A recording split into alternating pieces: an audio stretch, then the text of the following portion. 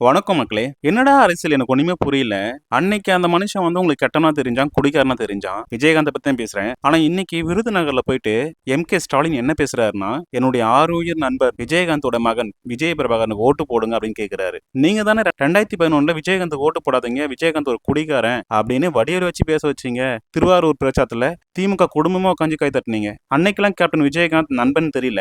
இன்னைக்கு எப்படி நண்பன் மகனுக்கு மட்டும் ஓட்டு கேட்க முடிஞ்சுச்சு? எங்கெல்லாம் முட்டாள் நினைக்கிறீங்களா? அரசியல்வாதிக்கு இவ்வளவு கேவலமா இருப்பீங்களா? நீங்க மாத்தி மாத்தி பேசுவீங்க. நீங்க கேக்குறப்ப நாங்க ஓட்டு போடணுமா? எங்க மக்கள் யோசிக்க கூடாதுல்ல? யோசிக்காத அளவுக்கு ஏதாவது பண்ணிட்டே இருப்பீங்க. விஜயகாந்துக்காக படத்துல பாட்டு பாடி ஓட்டு கேட்டேன்னு சொன்னாரு நம்மளுடைய முதல்வர் மு.க.ஸ்டாலின். இந்த வார்த்தையை 2011 சொல்லிருக்கலாம்ல. அன்னைக்கு அந்த மனுஷனை அவ்வளவு அசிங்கப்படுத்தினீங்க. இன்னைக்கும் பல பேர் அந்த பிரச்சாரத்தை மறக்க முடியாம தான் இருக்காங்க. விஜயகாந்த் அந்த அளவுக்கு நீங்க அசிங்கப்படுத்தினீங்க. ஒரு காமெடி நடிகர் வடிவேலை வச்சுக்கிட்டு மக்களுக்கு சேவை செய்யணும்னு நினைச்ச கேப்டன் விஜயகாந்த் அவ்வளவு அசிங்கப்படுத்தினீங்க. அப்படிப்பட்ட திமுகவுக்கு எப்படி ஓட்டு போடுவாங்க? நீங்க சொல்லி எப்படி விஜய் பிரபாகரனுக்கு ஓட்டு போடுவாங்க? அன்னைக்கு விஜயகாந்த் கெட்டவரா இருந்தாரு, இன்னைக்கு நல்லவர் ஆயிட்டாரு. ஏன்னா உங்க கூட்டணி வந்துட்டாங்க. இந்த அம்மா பிரேமலதா விஜயகாந்த் தான் அறிவு இல்லாம உங்க கூட்டணிக்கு வந்தாங்கன்னா எங்க மக்களுக்கும் அறிவு இல்லாம போயிடும் நினைக்கிறீங்களா? எப்படியாச்சும் இந்த தேர்தலில் விஜயகாந்த் பேரை வச்சு திமுக ஓட்டுவாங்களான்னு நினைக்கிறாங்க.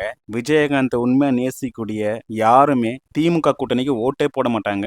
ஏன்னா திமுக அந்த அளவுக்கு விஜயகாந்த் அவர்களை அசிங்கப்படுத்தி இருக்கு. இதை தேமுதிக இருக்கக்கூடிய பிரேமலதா விஜயகாந்த் மறந்துருப்பாங்க. ஆனா தமிழ்நாட்டு மக்கள் மறக்கவே இல்லை, மறக்கவும் மாட்டாங்க. கண்டிப்பா இதோட விளைவு 2023 சட்டமன்ற தேர்தலில் தெரியும்.